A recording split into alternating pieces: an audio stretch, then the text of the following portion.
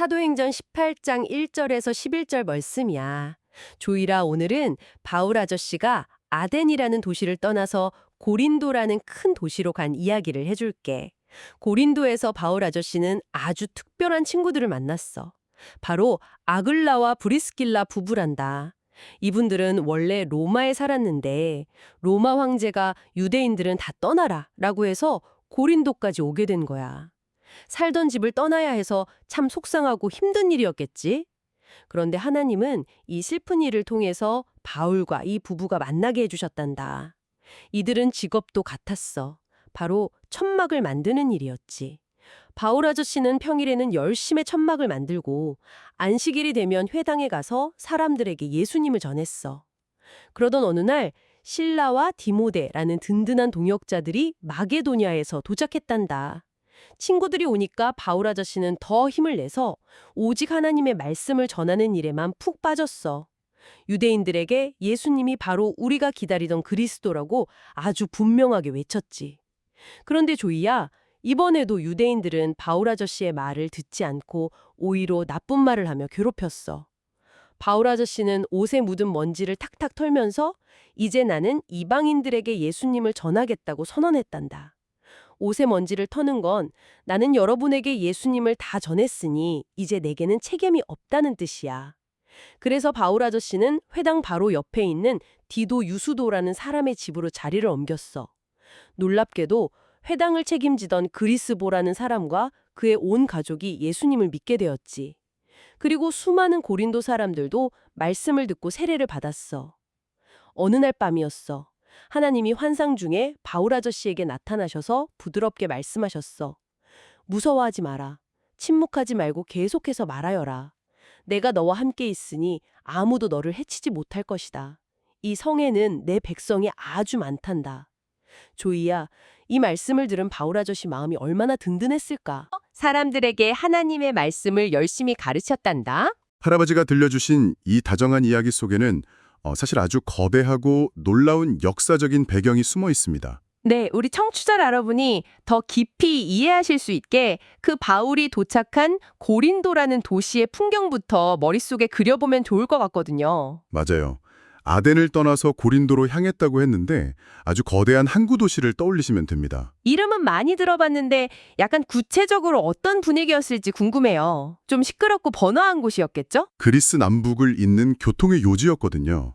전 세계에서 온 온갖 배들이 정박하고 수많은 상인들이 물건을 사고 파는 활기찬 곳이었어요. 아, 돈이 넘쳐나고 사람들이 몰려드는 화려한 도시였군요. 네, 그런데 그런 화려한 이면에는 항상 어두운 그림자가 있기 마련이잖아요. 영적으로 고린도는 아주 타락한 곳이었습니다. 거리 곳곳에 우상 신전들이 많았다고 들었어요. 거대한 우상 신전들이 세워져 있었고 하나님이 기뻐하시지 않는 나쁜 행동들이 무슨 유행처럼 아주 당연하게 여겨지는 문화가 팽배했거든요. 와, 그런 낯선 거리를 혼자 걷는다고 생각하면 그 막막함이 어떨지 짐작이 갑니다. 말이 통하지 않는 건 둘째고요. 그 도시를 가득 채우고 있는 거칠고 화려한 분위기에 완전히 압도당하지 않았을까요? 주변 사람들이 전부 내가 믿는 거랑 완전히 다른 가치관을 가지고 살아가잖아요.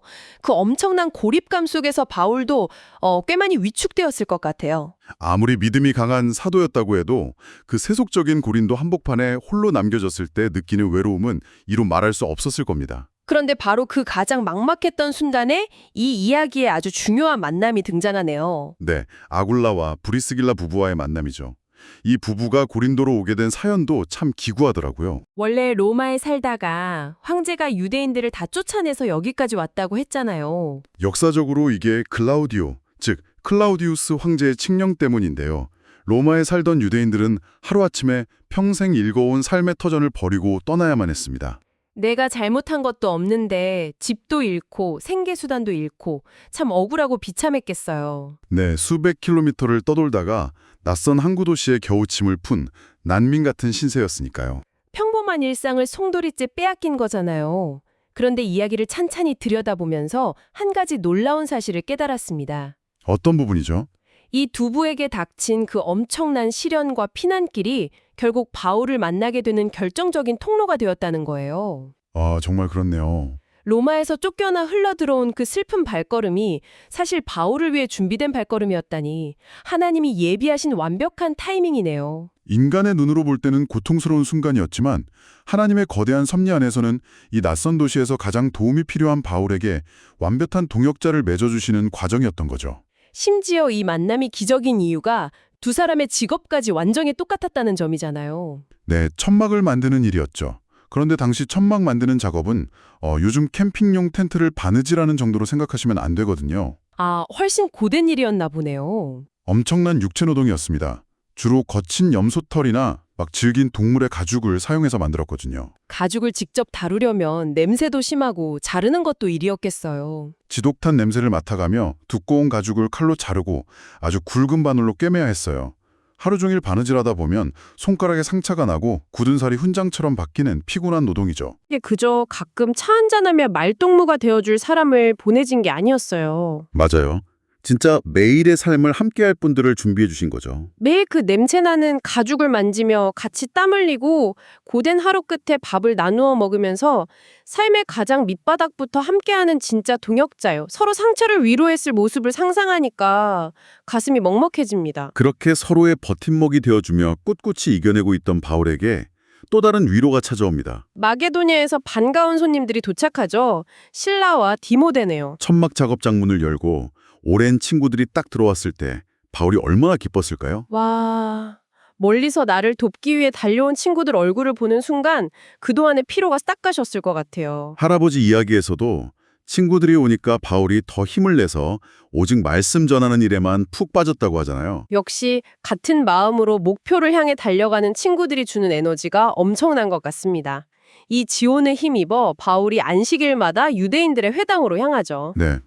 어린이 여러분을 위해 잠깐 설명하자면 회당은 유대인들이 안식일마다 모여서 성경을 읽고 기도하는 장소예요. 바울은 그곳에서 유대인 동족들에게 예수님이 우리가 기다려온 그리스도라고 아주 담대하게 선포했습니다. 혼자서는 주저했을지도 모를 일들을 친구들이 옆에 있으니까 더 당당하게 해낸 건데요. 하지만 안타깝게도 유대인들의 반응은 아주 차가웠습니다. 말씀을 믿기는커녕 오히려 막 나쁜 말로 비방하고 괴롭히기 시작했죠. 이때 바울이 자기 옷에 묻은 먼지를 탁탁 터는 아주 극적인 행동을 하거든요. 네, 바울은 왜 갑자기 옷에 먼지를 턴 걸까요? 고대 중동 지역 문화에서 이게 좀 무겁고 단호한 의미가 있다고 들었어요. 맞습니다. 일종의 최후 통첩 같은 상징이에요.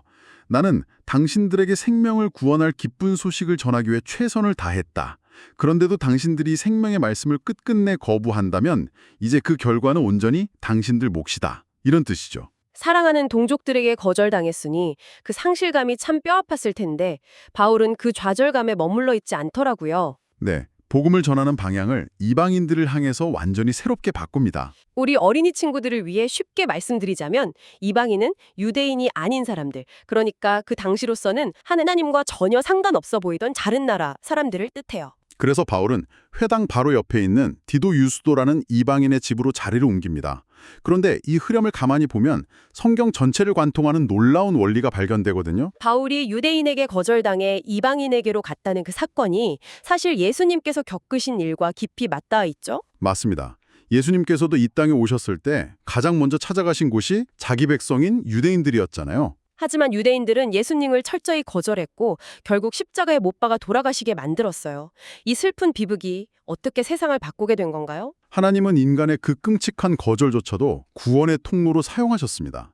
유대인들이 밀어낸 바로 그 사건 덕분에 생명과 구원의 은혜가 우리 같은 온 세상의 이방인들에게까지 흘러 넘치게 된 거죠. 댐이 막히니까 물이 방향을 틀어서 메말랐던 수많은 땅을 흠뻑 적시게 된 거랑 비슷하네요. 실패가 실패로 끝나지 않고 더 큰 구원의 문을 연 겁니다.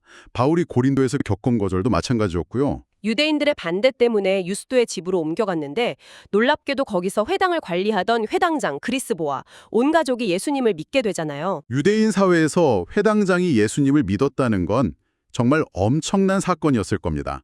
그 영향으로 수많은 고린도 사람들도 세례를 받았다고 하니 사람들의 반대나 핍박마저도 사용하시는 멋진 하나님의 역사를 보게 되네요. 겉으로만 보면 사역이 엄청 성공하는 것처럼 보이죠?